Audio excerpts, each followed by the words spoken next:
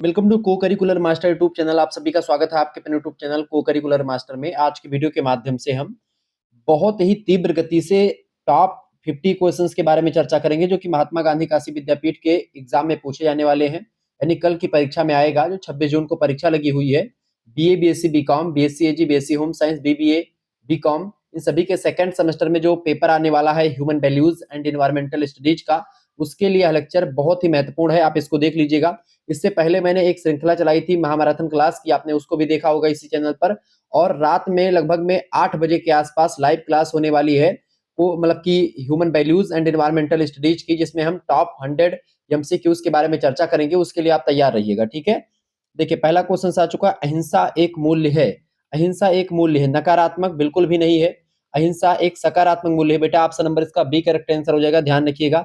अमानवीय तो है ही नहीं, ठीक है। आप इंग्लिश में भी देखते हुए साथ में चलेंगे। दूसरा क्वेश्चन आ चुका है, मूल्यों को हम सीखते हैं, यानी कि values we learn at our. हम घर में भी सीखते हैं, आस पड़ोस में भी सीखते हैं, स्कूलों में भी, यानी कि इन सभी जगहों पर सीखते हैं। डी ऑप्शन इसका राइट आंसर होगा।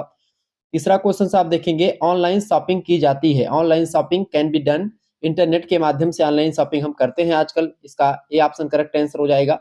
नेक्स्ट क्वेश्चन आप देखें, चौथा नंबर क्वेश्चन आ चुका है, कीटनाशक दवाएं प्राकृतिक पर्यावरण को क्या करती हैं? ये हानि पहुंचाती हैं, प्राकृतिक पर्यावरण को हानि पहुंचाती हैं। लेकिन यहीं पर क्वेश्चन ऐसा पूछा जाता कि कीटनाशक दवाएं जो है क्या करती हैं, या कीटनाशक दवाएं पहुंचाती हैं हानि लाभ या लाभ हानि दोनों। तो अगर केवल यहाँ पर प्राकृतिक पर्यावरण ना दिया होता, तो चूंकि कीटनाशक दवाएं किसानों को आर्थिक लाभ भी पहुंचाती हैं, किसानों की फसल को अधिक उत्पादन भी करवाती हैं, या फिर जो है किसानों के लिए थोड़ा बहुत उनके लिए इंपॉर्टेंट हो जाती हैं, इसीलिए कीटनाशक दवाओं का प्रयोग किया जाता है। लेकिन यहाँ पर प्राकृतिक पर्यावरण की बात कर रही, इस वजह से प्राकृतिक पर्यावरण को कीटनाशक दवाएं हमेशा नुकसान ही पहुंचाती हैं। ऑप्शन नंबर इसका बी करेक्ट आंसर होगा। आगे देखते हैं, अगला क्वेश्चन आ चुका है, पांचवा नंबर, आत्मनिर्भरता एक मूल्य है, बताएं आत्मनिर्भरता एक कैसा मूल्य है? आत्मनिर्भरता बेटा एक मानवीय मूल्य होता है। ऑप्शन नंबर इसका बी राइट आंसर होगा। छठा नंबर क्वेश्चन से, मूल्यों का आधार है। देखिए, मूल्य सामाजिक भी होते हैं, दार्शनिक भी होते हैं, मनोवैज्ञानिक भी होते हैं, यानी कि ये सभी social based, philosophical and psychological. Right answer हो जाएगा उपरोक्त सभी, यानी इसका डी ऑप्शन। सातवां क्वेश्चन देखेंगे, एक भारतीय नागरिक के रूप में हमें क्या नहीं करना चाहिए? एक भारतीय नागरिक के रूप में हमको क्या नहीं करना चाहिए? तो देखिए, भ्रष्टाचार का विरोध हमको करना चाहिए, यानी कि ये होगा नहीं। पर्यावरण का संरक्षण करना चाहिए, बिल्कुल करना चाहिए, तो ये भी नहीं होगा। धोखाधड़ी करनी चाहिए, गलत बात, यही धोखाधड़ी हमको नहीं करनी चाहिए, ठीक है। Option number C correct answer हो जाएगा। एक भारतीय नागरिक के रूप में हमें क्या नहीं करना चाहिए? तो धोखाधड़ी नहीं करनी चाहिए। नेक्स्ट क्वेश्चन, 60वां नंबर क्वेश्चन आप देखेंगे, सादा जीवन उच्च विचार किसका जीवन मूल्य है? Simple living and high thinking is the life value of Swami Vivekananda. Right answer क्या हो जाएगा?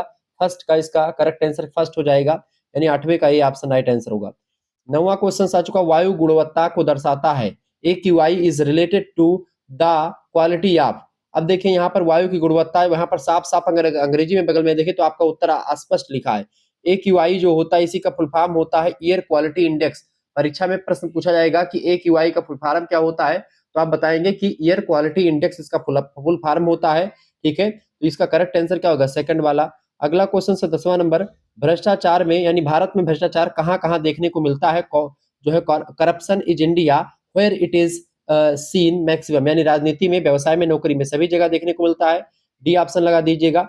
नेक्स्ट क्वेश्चन आप देखेंगे, 11वां नंबर, निम्न में से कौन सोशल मीडिया का भाग नहीं है? इनमें से बताएं। इनमें सोशल मीडिया, देखिए व्हाट्सएप, फेसबुक और इंस्टाग्राम सोशल मीडिया के भाग हैं। ईमेल सोशल मीडिया का भाग नहीं, बल्कि यहाँ सोशल मीडिया में इसका प्रयोग किया जाता है पत्राचार के लिए, ठीक है। अगला प्रश्न 12 नंबर, अब्दुल कलाम के अनुसार शिक्षा का मुख्य उद्देश्य क्या है? According to Abdul Kalam the main objective of education is. तो इनका मेन जो उद्देश्य रहा है वो रहा है नैतिक विकास करना। ऑप्शन इसका ए करेक्ट आंसर का मोरल डेवलपमेंट, ए ऑप्शन इसका राइट आंसर हो जाएगा। नेक्स्ट क्वेश्चन आप देखेंगे, 13वां नंबर क्वेश्चन आ चुका है, कौन सा मानवीय मूल्य सामाजिक न्याय और समानता को बढ़ावा देता है? Which human values promote social justice and equality? Right answer क्या हो जाएगा इसका? स्वतंत्रता, न्याय और समानता, तीनों। उपरोक्त तो सभी इसका राइट आंसर होगा। 14 नंबर प्रश्न, उठो जागो और जब तक ना रुको जब तक आपको लक्ष्य ना मिल जाए, इस बात को कहा था अराइज अवाक डोंट वेट, जब तक लक्ष्य ना मिल जाए, इसको कहा था स्वामी विवेकानंद जी ने। ऑप्शन राइट आंसर क्या हो जाएगा? Third option is right answer. Next question 15 number question आप देखेंगे, साइबर के अपराधों से स्वयं सुरक्षा करना क्या कहलाता है? इसी को साइबर सुरक्षा कहते हैं, cyber security is right answer, B option. अगला क्वेश्चन, नेटवर्क सुरक्षा का उद्देश्य क्या होता है? The purpose of network security is, network सुरक्षा का उद्देश्य क्या होता है? गोपनीयता, अखंडता, उपलब्धता, तीनों। करेक्ट आंसर क्या हो जाएगा? उपरोक्त सभी। नेक्स्ट क्वेश्चन आप देखेंगे 17 नंबर, गांधी जी के अनुसार सत्याग्रह का आवश्यक सिद्धांत क्या है? पीड़ा के अनंत, क्षमता, अहिंसा, सत्य, तीनों है। डी ऑप्शन राइट आंसर होगा। अच्छा, यहाँ पर ये भी क्वेश्चन पूछा आता है कि 7 पापों की अवधारणा किसने दी है? तो 7 पापों की अवधारणा गांधी जी से संबंधित है, ये बात भी ध्यान रखेंगे। ठीक है, ये सब चीजें ध्यान रखिएगा, परीक्षा की दृष्टि से बहुत ही महत्वपूर्ण है। 18 नंबर क्वेश्चन आप देखेंगे, स्वामी विवेकानंद के अनुसार शिक्षा का उद्देश्य होना चाहिए। According to Swami Vivekananda and education should aim at, यानी देखिए इनके अनुसार जीवन का एक प्रकार जीवन निर्माण, मानव निर्माण और चरित्र निर्माण, इन तीनों से संबंधित है इनकी शिक्षा। डी ऑप्शन लगा देंगे। अगला क्वेश्चन 19 नंबर, विवेकानंद जी के शिक्षा दर्शन की विशेषता क्या है इनमें से? देखिए बेसिकली वो जो फोकस्ड करते हैं, आदर्शवाद पर फोकस करते हैं, लेकिन उनके शिक्षा सिद्धांत में व्यवहारवाद की भी झलक दिखाई पड़ती है, प्रकृतिवाद की भी झलक दिखाई पड़ती है। राइट आंसर आपका डी लग जाएगा, उपरोक्त सभी। नेक्स्ट क्वेश्चन है 20वां नंबर, एपीजे अब्दुल कलाम माने जाते हैं। एपीजे अब्दुल कलाम जो है ये मिसाइल मैन ऑफ इंडिया के नाम से जाने जाते हैं। आयरन पुरुष जो है वो लौह पुरुष कौन? सरदार वल्लभ भाई पटेल को कहा जाता है, ये बात ध्यान रखेंगे। 21 नंबर क्वेश्चन है नकारात्मक मूल्य है। देखिए हिंसा जो है एक नकारात्मक मूल्य होता है, वायलेंस, बाकी धैर्य, सच्चाई और ईमानदारी ये एक सकारात्मक मूल्य है तीनों।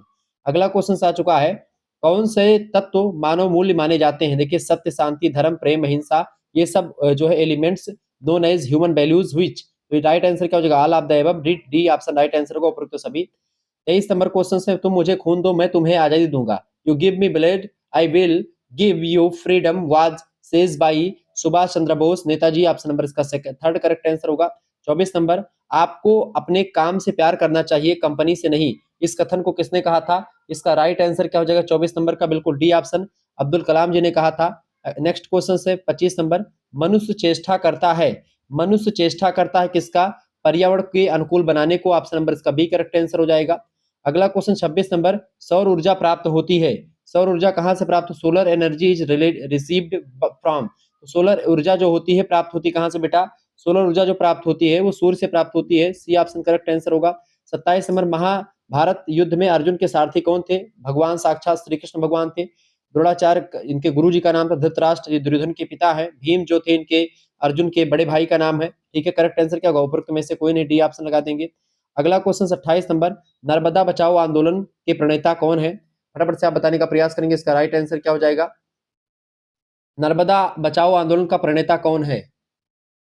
बताएं, इसका राइट आंसर क्या होगा? बिल्कुल मेधा पाटेकर इज राइट आंसर। मेधा पाटेकर जो है ये नर्मदा बचाओ आंदोलन के प्रणेता रहे हैं। आपको बता दूं कि नर्मदा, इसका उद्देश्य रहा है नर्मदा नदी पर जो बांध बड़े बड़े बनाए जा रहे हैं, खास करके सरदार सरोवर बांध जो बना रहा है, उसको मतलब उसकी वजह से तमाम प्रकार के लोगों का घर विस्थापित हो जाता है। जैसे बांध जब बनता है तो आसपास के इलाकों में पानी भर जाता है, वनस्पतियां सब नष्ट हो जाती हैं, ऐसे में लोगों को विस्थापन करना पड़ता है, अपने स्थान को छोड़ करके अलग स्थान पर रहना पड़ता है। उसी के विरोध में जो है किया गया, ताकि आदिवासी तमाम किसानों का हक जो है छीन गया, उन्हीं की लड़ाई के लिए मेधा पाटेकर सामने आए। और ये जो एक प्रकार से आंदोलन शुरू किया गया 1985 ईस्वी में आंदोलन जो है शुरू किया गया, ये बात आप ध्यान रखेंगे। ठीक है, और इसमें जो मुख्य भूमिका निभाई एक व्यक्ति का और नाम आता है, बाबा आमटे का, ये बात भी आप ध्यान रखेंगे। आगे बढ़िएगा, अगला क्वेश्चन आपकी स्क्रीन पर आ चुका है, एक अच्छी पुस्तक बताएं, फटाफट से आप बताएंगे। एक अच्छी पुस्तक हजारों दोस्तों के बराबर होती है, किसने कहा था? बताएं, इसको किसने कहा था? 29 का राइट आंसर क्या हो जाएगा? बिल्कुल राइट आंसर आपका है अब्दुल कलाम जी ने कहा था, इसका बी ऑप्शन करेक्ट आंसर हो जाएगा। ठीक है, ये बात इन्होंने कही थी, ऑप्शन नंबर इसका बी राइट आंसर हो जाएगा। अगला क्वेश्चन आप देखेंगे 30 नंबर, युवा दिवस किसके जन्मदिन पर मनाया जाता है? बताएं, युवा दिवस किनके जन्मदिन पर मनाया जाता है और किस दिन मनाया जाता है, ये भी बताओ। बताएं, युवा दिवस जो है स्वामी विवेकानंद जी के जन्मदिन पर मनाया जाता है, इसका सेकंड ऑप्शन करेक्ट आंसर हो जाएगा। सेकंड नंबर, स्वामी विवेकानंद जी के जन्म दिवस पर किस डेट को 12 जनवरी को हर साल मनाया जाता है, ये बात ध्यान रखेंगे। ठीक है, 1984 में भारत सरकार ने 12 जनवरी को राष्ट्रीय युवा दिवस के रूप में घोषित कर दिया, और तब से एक प्रकार से, मतलब जन्म कब हुआ था विवेकानंद जी का? 12 जनवरी 1863 को जन्म हुआ था, इनके बचपन का नाम था, ठीक है, स्वामी नरेंद्र नाथ। ठीक है, नरेंद्र नाथ दत्त। स्वामी विवेकानंद के पूर्ववर्ती नाम क्या है? नरेंद्र नाथ दत्त, ऑप्शन नंबर इसका सेकंड करेक्ट आंसर हो जाएगा। 32 नंबर, प्रबंधन एक प्रक्रिया है, प्रबंधन एक सामाजिक प्रक्रिया है, ए ऑप्शन राइट आंसर हो जाएगा। 33 नंबर, मेट्रो नगरों में प्रदूषण का मुख्य स्रोत क्या होता है? तो मेट्रो नगरों में बेसिकली ईंधन चलित वाहन जो होते हैं सबसे ज्यादा इंपॉर्टेंट होते हैं प्रदूषण के लिए, सेकंड ऑप्शन करेक्ट आंसर हो जाएगा, बी ऑप्शन, 33 का बी ऑप्शन। आगे बढ़िएगा, अगला क्वेश्चन आ चुका है 33 नंबर, 34 नंबर प्रश्न है, सरोवर में तेजी से वृद्धि करते हैं? सरोवर में जलकुंभी जो होते तीव्र गति से वृद्धि करते हैं। अगला क्वेश्चन आ चुका है, भूतापीय प्रकोप कौन से? भूत के ताप से यानी भूमि की गर्मी से कौन सी चीजें होती हैं? देखिए ज्वालामुखी भी फटता है, ठीक है, भूकंप, भूस्खलन, ये सब इसी की वजह से होते हैं। डी ऑप्शन उपरोक्त सभी राइट आंसर हो जाएंगे। अगला क्वेश्चन है, प्रश्न आपकी स्क्रीन पर आ चुका है, स्वच्छता ही सेवा है कार्यक्रम का आयोजन कब किया गया? स्वच्छता ही सेवा है, इस कार्यक्रम का आयोजन कब किया गया? फटाफट से आप बताने का प्रयास करेंगे। बिल्कुल 15 सितंबर से 2 अक्टूबर, 15 सितंबर या फिर आप सितंबर दें तो 17 सितंबर, बिल्कुल 17 सितंबर से 2 अक्टूबर लगा सकते हैं, ठीक है। 2018 श्री नरेंद्र मोदी जी के नेतृत्व में शुरू किया गया था।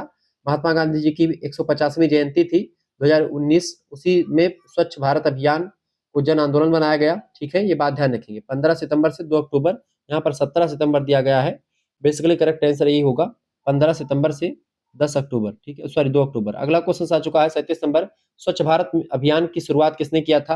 फटाफट से आप बताएंगे, स्वच्छ भारत अभियान की शुरुआत किसने किया और कब? नरेंद्र मोदी जी ने किया था, ऑप्शन नंबर इसका डी करेक्ट आंसर हो जाएगा, माननीय नरेंद्र मोदी वर्तमान प्रधानमंत्री जी ने किया था, ठीक है। 2 अक्टूबर 2014 से शुरुआत हुई है, ये बात ध्यान रखेंगे। स्थान क्या था? नई दिल्ली, महात्मा गांधी की जो समाधि स्थल है वहीं से शुरू किया गया था, ठीक है। और 2019 तक खुले में शौच से मुक्त कराना इसका उद्देश्य रखा गया था, जिसको आप बोलते हैं ओपन डिफेक्शन, ठीक है, ओपन डिफेक्शन बोला जाता है इसी को, ठीक है, ये बात आप ध्यान रखेंगे।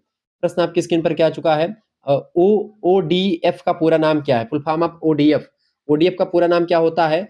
खुले में शौच से मुक्त यानी कि free from open defection, option number इसका ए करेक्ट आंसर हो जाएगा।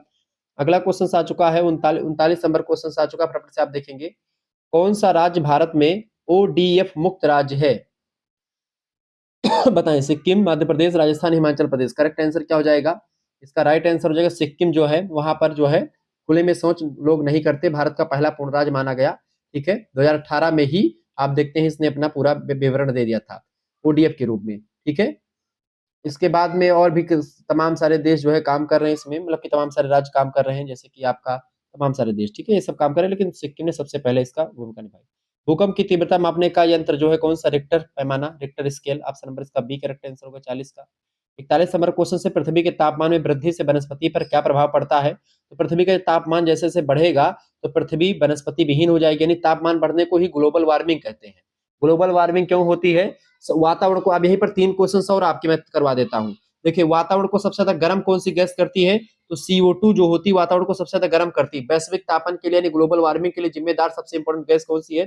कार्बन डाइऑक्साइड है। वातावरण को सबसे ज्यादा प्रदूषित कौन सी गैस करती है? तो CO यानी कार्बन मोनोऑक्साइड जो होती है वो वातावरण को सबसे ज्यादा गर्म कर, मतलब सबसे ज्यादा प्रदूषित करती है। CFC क्या करती है? क्लोरोफ्लोरोकार्बन इसको कहते हैं। ये वातावरण को सबसे ज्यादा क्या करती है? जो ओजोन लेयर है उसको नुकसान पहुंचाती है।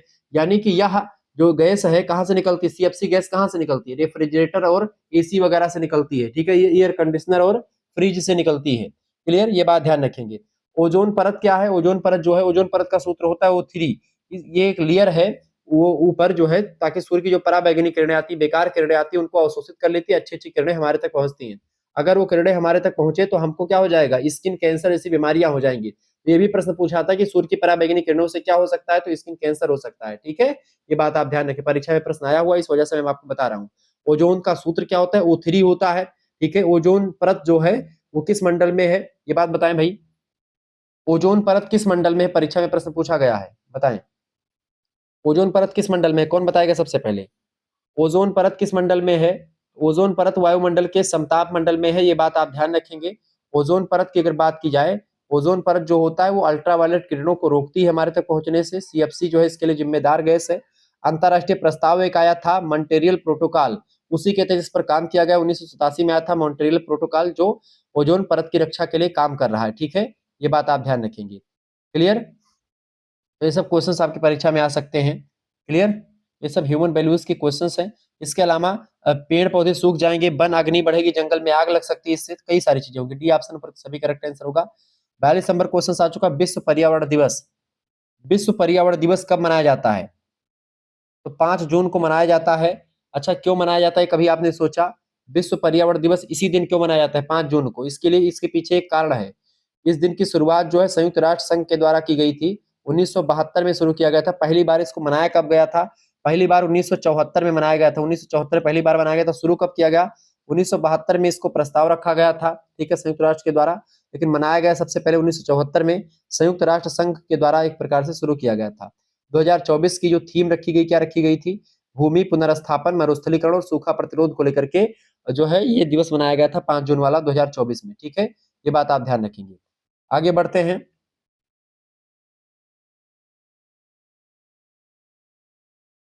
आगे बढ़ते हैं तो 5 जून को मनाया जाता है, ये बात आप ध्यान रखेंगे। अगला क्वेश्चन आपके स्क्रीन पर आ चुका है। अच्छा, विश्व पर्यावरण दिवस की शुरुआत कब से? 1974 से। आपसे पूछेगा विश्व पर्यावरण दिवस किस संगठन द्वारा किस घोषित किया गया, किस संगठन के द्वारा? संयुक्त राष्ट्र के द्वारा घोषित किया गया था, ठीक है, क्लियर। आगे बढ़ते हुए चीजों को जानने का प्रयास करते हैं, फटाफट से वीडियो को लाइक कर दीजिएगा। अच्छा, 1972 में आयोजित पहला पर्यावरण सम्मेलन कहां पर हुआ था? स्कॉटहोम में हुआ था, ठीक है, स्कॉटहोम में हुआ था, स्वीडन में पड़ता है, क्लियर। ओजोन परत की रक्षा के लिए कौन सी संधि बनाई गई थी? तो मॉन्ट्रियल प्रोटोकॉल बनाई गई थी। केवल एक पृथ्वी, ओनली वन अर्थ, किस थीम में रखा गया? 2022 में रखा गया था, केवल एक पृथ्वी, 2022 जो 5 जून को ये रखा गया था थीम। पर्यावरण का सबसे अधिक हानि किससे पहुंचती है? प्लास्टिक प्रदूषण सबसे ज्यादा हानि पहुंचती है, बात ध्यान रखेंगे। अच्छा बताएं, प्रदूषित जल पीने से कौन सी बीमारी होती है? तो हैजा, पेचिस, अतिसार, तीनों बीमारियां हो सकती हैं, डी ऑप्शन राइट आंसर हो जाएगा। अगला क्वेश्चन आप देखेंगे बेटा, अगला क्वेश्चन आ चुका है, 44 नंबर प्रश्न है, पेड़ पौधे कौन सी गैस बाहर निकालते हैं? तो पेड़ पौधे कार्बन डाइऑक्साइड को अंदर लेते हैं और ऑक्सीजन को बाहर निकालते हैं। करेक्ट आंसर क्या हो जाएगा? सी ऑप्शन, ऑक्सीजन को बाहर निकालते हैं। वातावरण में सबसे ज्यादा परसेंटेज कौन सी गैस की पाई जाती है? नाइट्रोजन की। कितने परसेंट? 78%। ये सब क्वेश्चन परीक्षा में आ सकते हैं, ध्यान रखेंगे, ठीक है। आगे बढ़ते हैं, अगला क्वेश्चन 45 नंबर, मिलेट्स की खेती के लिए आवश्यक है, बताएं। मिलेट्स, मिलेट्स की खेती के लिए आवश्यक है क्या? मिलेट्स की खेती के लिए कम उर्वरक भूमि, कम पानी, कम समय, ये सब इंपॉर्टेंट है, ऑप्शन नंबर डी लगा दीजिएगा। मिलेट्स जो होता है ये बेसिकली बेटा वर्षा की आवश्यकता भी इसमें जो है ज्यादा नहीं होती है, ना ही इसमें मतलब बहुत जबरदस्त चीज होती है, तापमान भी उतना ज्यादा, तो इसके लिए जो है मिलेट्स जो होते हैं सूखा रोधी, कम लागत में उत्पादन हो जाता है, पोषण में भरपूर होता है, ठीक है, आयरन, कैल्शियम, फाइबर सब इसमें होता है मिलेट्स में। अगला क्वेश्चन 46 नंबर, धूल प्रदूषण को रोकने के लिए उपयुक्त वृक्ष बताएं, फटाफट से आप बताने का प्रयास करेंगे। धूल प्रदूषण रोकने के लिए उपयुक्त वृक्ष कौन सा है? ऑप्शन ए अशोक, ऑप्शन बी पीपल, ऑप्शन सी नीम, ऑप्शन डी महुआ। करेक्ट आंसर क्या होगा? 46 नंबर का राइट आंसर क्या होगा? करेक्ट आंसर बताइए, सभी लोग बताने का प्रयास करेंगे, इंपॉर्टेंट क्वेश्चन है परीक्षा की दृष्टि से। इसका राइट आंसर क्या हो जाएगा?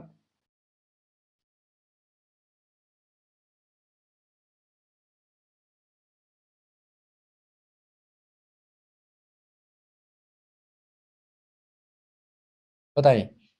अब देखिए, धूल प्रदूषण को रोकने के लिए उपयुक्त वृक्ष जो है ये इसका करेक्ट आंसर क्या हो जाएगा? इसका करेक्ट आंसर जो होगा, अलग अलग जगहों पर अलग अलग दिया गया है। देखिए, धूल प्रदूषण को रोकने के लिए बेसिकली जो होता है, कभी कभी जैसे अशोक का वृक्ष भी इसमें लगाया जाता है और नीम का वृक्ष भी लगता है, ठीक है। तो इसका राइट आंसर जो हो जाएगा, अब यूनिवर्सिटी क्या मानती है, बट नीम का वृक्ष जो है ये सबसे ज्यादा इंपॉर्टेंट होता है, क्योंकि नीम के वृक्ष की पत्तियां जो होती घनी होती हैं, हवा में मौजूद जो धूल का कण होता है, ठीक है, जैसे कि जैसे धूल के कण में क्या होता है, जैसे पीएम हो गया, PM10 हो गया, ठीक है, धूल का कण होता है। इसके अलावा आपका PM जो है 2.5 हो गया, ठीक है, इसको प्रभावी ढंग से अवशोषित कर लेता है अपने अंदर, कौन? नीम के पत्ते। और घनी पत्तियां होती हैं जो धूल को रोक लेती हैं ऊपर, ठीक है।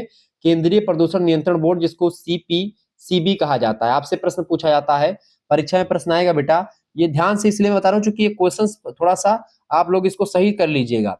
CPCB एक संस्था है, इसको क्या इसका फुल फॉर्म क्या होता है? केंद्रीय पोल्यूशन कंट्रोल बोर्ड, केंद्रीय प्रदूषण नियंत्रण बोर्ड।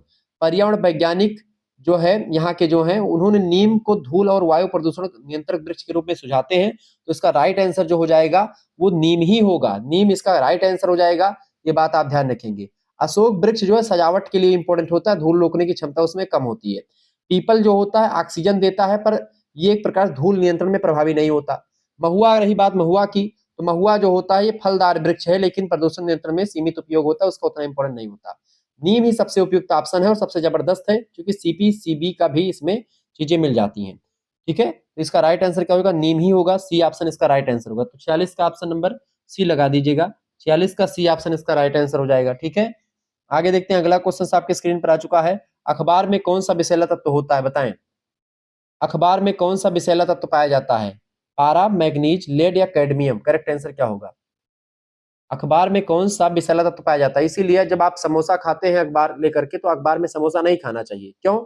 इसके लिए जो लेड होता है, इसमें जो है तत्व होता है लेड, वही जो है इंपॉर्टेंट मतलब पाया जाता है इसमें, ठीक है? ये बात ध्यान रखेंगे। अखबारों की छपाई में इस्तेमाल होता है स्याही, और स्याही में पहले से क्या होता है, सीसा यानी कि लेड प्रयोग में किया जाता है, ठीक है? पीबी जिसको कहते हैं शॉर्ट फॉर्म में, लेड को, ठीक है? एक विषैला भारी धातु है जो मानव स्वास्थ्य के लिए हानिकारक है, विशेषकर बच्चों द्वारा अखबार लपेटे जाने या रद्दी अखबार के बर्तनों में खाना रखने पर लेड शरीर में प्रवेश कर जाता है, इससे नुकसान होता है, ठीक है? लेड करता क्या है, मस्तिष्क और तंत्रिका तंत्र को नुकसान पहुंचाता है, बच्चों में मानसिक विकास पर असर पड़ता है, किडनी और रक्त की हानि हो जाती है, ये सारी चीजें हैं, ठीक है? तो ऐसे में आप पेपर में कभी भोजन वगैरह अपने बच्चों को ना दें, और ना ही जो पेपर छपका आता है या कोई भी जिसमें स्याही वगैरह लगी हो, ऐसे चीजों में आपको अपना भोजन नहीं लपेटना है, ध्यान रखेंगे। अगला क्वेश्चन आ चुका है, घर में हानिकारक विकिरण के स्रोत क्या हैं? घर में देखें, हानिकारक विकिरण के स्रोत, इनमें से करेक्ट आंसर क्या हो जाएगा? देखिए, मोबाइल फोन, रंगीन टीवी, इंटरनेट सभी से होता है। डी ऑप्शन करेक्ट आंसर हो जाएगा। 49 नंबर क्वेश्चन है, वाटर पार्क में किस रासायनिक तत्व का प्रयोग होता है? बताएं, वाटर पार्क में किस रासायनिक तत्व का प्रयोग होता है? Option A chlorine, option B oxygen, option C nitrogen, option D sulphur. Correct answer बताएं, बताइए इसका राइट आंसर क्या हो जाएगा? बहुत इंपॉर्टेंट प्रश्न परीक्षा में आ सकता है। वाटर पार्क में बेटा क्लोरीन इसका राइट आंसर हो जाएगा, क्लोरीन का प्रयोग करते हैं। ऑप्शन नंबर इसका ये करेक्ट आंसर हो जाएगा। वाटर पार्क में, स्विमिंग पूल वगैरह में, ठीक है, ताकि वहां पर कीटाणु ना रह सके, क्योंकि स्विमिंग पूल वगैरह में कीटाणु हो जाते, तब बहुत सारे लोग नहाते हैं, अपनी अपनी सबकी मैल उसी में जाती है, ठीक है भाई, सभी स्वच्छ थोड़ी होते हैं, सबकी मैल उसी में नहाते जाती है। वैसे में इसको साफ करने के लिए क्लोरीन का प्रयोग करते हैं। क्लोरीन जो होता है, ये बैक्टीरिया को, वायरस को, फफूंद को एक प्रकार से खत्म करता है, ठीक है? ये बात ध्यान रखेंगे। पानी में संक्रमण फैलने से क्लोरीन जो होता है रोकता है, ये बात आप ध्यान रखेंगे। मात्रा, क्लोरीन की मात्रा ज्यादा नहीं होनी चाहिए, ठीक ठाक मात्रा में होनी चाहिए।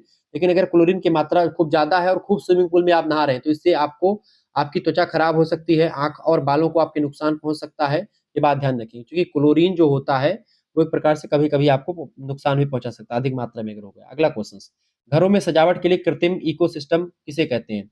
अब कृत्रिम इकोसिस्टम जैसे इक्वेरियम जो होता है, जिसमें मछली वगैरह पालते हैं, मछली रख लेते हैं बहुत सारे लोग, तो वो इक्वेरियम जो होता है उसी को बोल सकते हैं, घरों में सजावट के लिए रखते हैं आजकल। ऑप्शन नंबर इसका ए करेक्ट आंसर होगा। इस तरीके से आपने 50 नंबर क्वेश्चन पर देख लिया।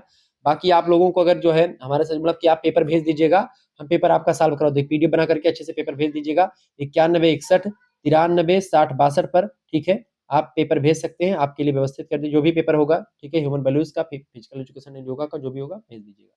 चलिए मिलते हैं फिर नेक्स्ट वीडियो में, तब तक के लिए जय हिंद जय भारत। आप सभी का बहुत बहुत धन्यवाद। मैंने आपको समझा करके बता दिया ताकि कोई डाउट ना हो किसी प्रश्न में।